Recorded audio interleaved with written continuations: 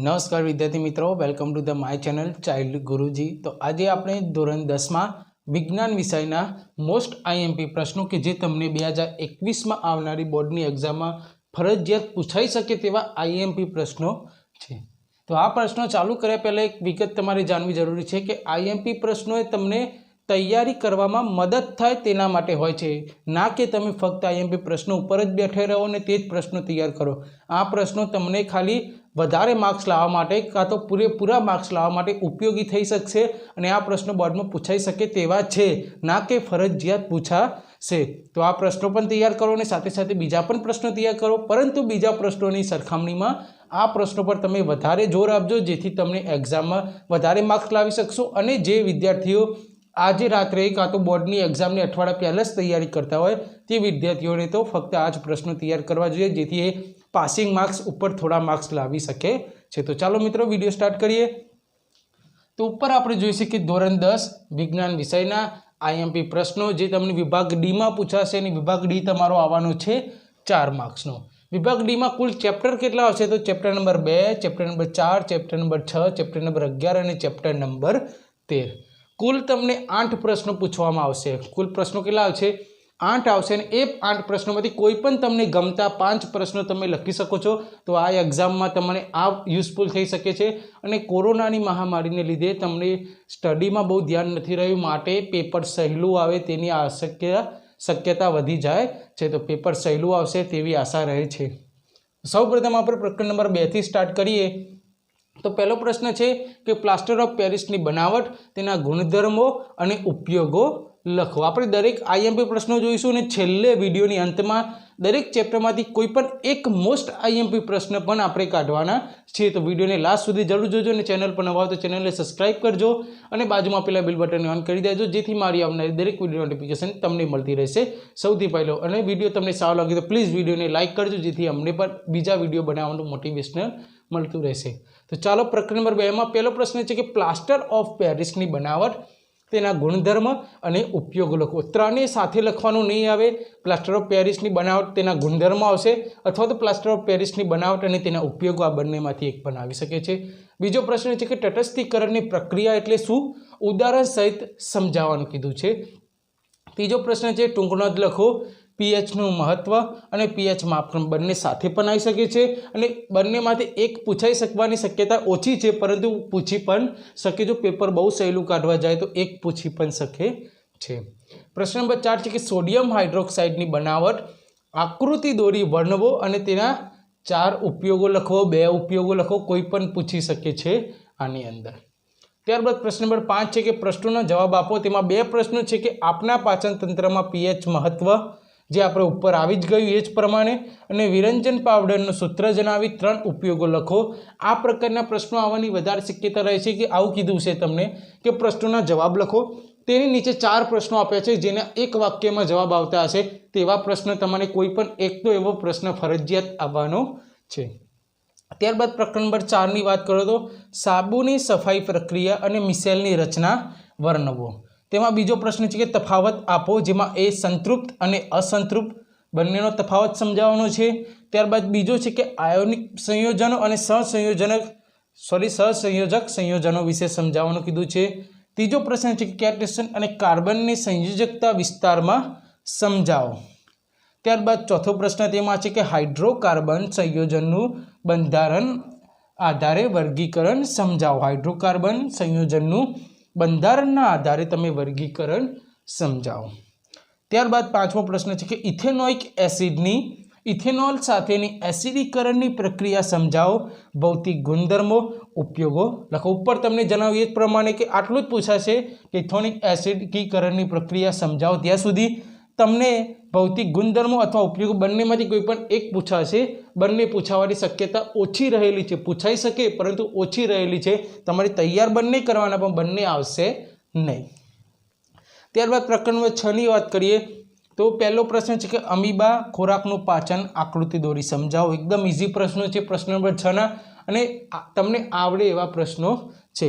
પ્રકરણ નંબર 6 માં પહેલો પ્રશ્ન અમીબા ખોરાકનું પાચન આકૃતિ દોરી સમજાવો। બીજો છે કે મનુષ્યના હૃદયની રચના નામ નિર્દેશનવાળી આકૃતિ સમજાવો। મનુષ્યના હૃદયની જે આકૃતિ હોય છે તે નામ નિર્દેશનવાળી આકૃતિ સમજાવવાની છે અને રુધિરનું પરિવહન સમજાવવાનું કીધું છે। હૃદયમાં રુધિરનું પરિવહન સમજાવવાનું કીધું છે। ત્રીજો છે કે ઉત્સર્જન એટલે શું? મનુષ્યનું ઉત્સર્જન તંત્ર આકૃતિ દોરી સમજાવો। ચોથું છે મનુષ્યના શ્વસન તંત્રની રચના વર્ણવો। એ જ રીતે પાંચમું છે કે ગ્લુકોઝના વિઘટનના વિવિધ પરિબળો સમજાવો। ગ્લુકોઝના વિઘટનના વિવિધ પરિબળો સમજાવો। ત્યારબાદ પ્રકરણ નંબર 11માં આવીએ તો પહેલો પ્રશ્ન આવશે કે પ્રિઝમ વડે પ્રકાશ વક્રીભવન આકૃતિ દોરી સમજાવો। બીજું આવશે કે માનવ આંખની નામ નિર્દેશનવાળી આકૃતિ દોરો અને તેના કાર્યો સમજાવો। એ જ રીતે આવશે લઘુ દ્રષ્ટિની ખામી, ગુરુ દ્રષ્ટિની ખામી, આકૃતિ દોરી સમજાવો તથા તેના નિવારણ અને ઉપાયો જણાવો। તમને આટલે સુધી પૂછશે કે લઘુ દ્રષ્ટિની ખામી અને ગુરુ દ્રષ્ટિની ખામી આકૃતિ દોરી સમજાવો, નિવારણ અથવા ઉપાયો બંનેમાંથી કોઈ પણ એક લખવાનું આવશે। ચોથો પ્રશ્ન છે કે વાતાવરણીય વક્રીભવન એટલે શું સમજાવો તથા તારા આકાશમાં કેમ ટમટમે છે તેની પણ સમજૂતી આપો। બંને સાથે આવવાની શક્યતા રહેલી છે। આ ચેપ્ટર પ્રકરણ નંબર 11ના ચેપ્ટરમાં પ્રશ્નો બહુ જ ઓછા છે, તો પ્રકરણ નંબર 11 તમારે તૈયાર કરવું સહેલું પડશે। ત્યારબાદ છેલ્લું પ્રકરણ નંબર 13 જોઈએ કે વિદ્યુત ફ્યુઝ એટલે શું, તે કેવી રીતે કાર્ય કરે છે, આકૃતિ દોરીને સમજાવો। વિદ્યુત ફ્યુઝ એટલે શું, તે કેવી રીતે કાર્ય કરે છે, આકૃતિ દોરીને સમજાવવાનું કીધું છે। બીજો પ્રશ્ન છે કે ચુંબકીય ક્ષેત્ર એટલે શું, ચુંબકીય ક્ષેત્ર રેખાઓની લાક્ષણિકતાઓ જણાવો। ચુંબકીય ક્ષેત્ર એટલે શું અને ચુંબકીય ક્ષેત્ર રેખાઓની લાક્ષણિકતાઓ જણાવો। ત્યારબાદ ત્રીજો પ્રશ્ન છે કે વિદ્યુત મોટરનો સિદ્ધાંત, આકૃતિ, કાર્ય પદ્ધતિ અને ઉપયોગો જણાવો। વિદ્યુત મોટરનો સિદ્ધાંત તો આવશે જ, ફાઇનલ છે, બરોબર। આકૃતિ પણ તેની પૂછાશે, ફાઇનલ છે। અને કાર્ય પદ્ધતિ, ઉપયોગો બંનેમાંથી કોઈ પણ એક આવે, બંને લખવાના આવશે નહીં, કોઈ પણ એક લખવાનું અથવા તો બંને પણ પૂછાઈ શકે છે। એ જ રીતે વિદ્યુત મોટર કાઢીને વિદ્યુત જનરેટર કરી દો તો વિદ્યુત જનરેટરનો સિદ્ધાંત, આકૃતિ, કાર્ય પદ્ધતિ અને ઉપયોગો જણાવો। તો આ બંને પણ પ્રશ્નો તૈયાર કરવા જરૂરી છે। આવવાની શક્યતા રહેલી છે, ફરજિયાત ના કહી શકાય।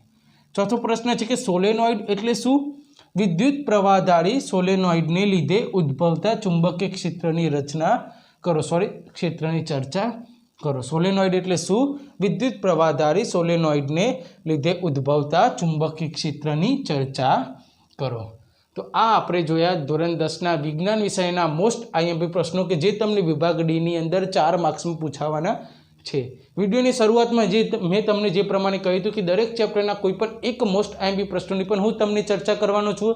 તો તે મોસ્ટ આઈએમપી પ્રશ્નો જોઈએ તો પ્રકરણ નંબર 2માંથી સૌથી મોસ્ટ આઈએમપી પ્રશ્નો નીકળીને આવે છે, તો તે છે કે તટસ્થીકરણની પ્રક્રિયા એટલે શું, ઉદાહરણ સહિત સમજાવો।